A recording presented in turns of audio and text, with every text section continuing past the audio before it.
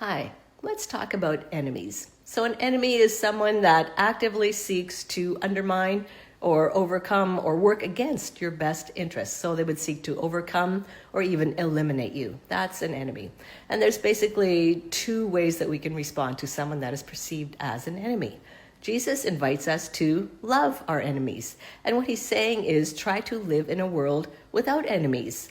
So we're seeking to see what do we actually have in common here? How can we work together with something instead of working against each other? And the biggest thing that we have in common really is that we all live in this world together, and what one does affects the other. So let's try to live in a neighborly way. Let's try to love our enemies and de-escalate any kind of tension there is.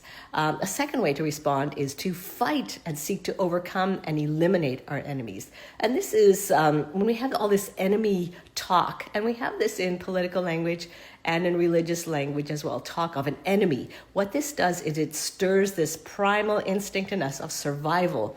And this overrides reason and overrides compassion and overrides concern for the other, and we are just concerned about overcoming and crushing and defeating, and that's all we're trying to do. We're not trying to love anyone here, we're trying to defeat and eliminate.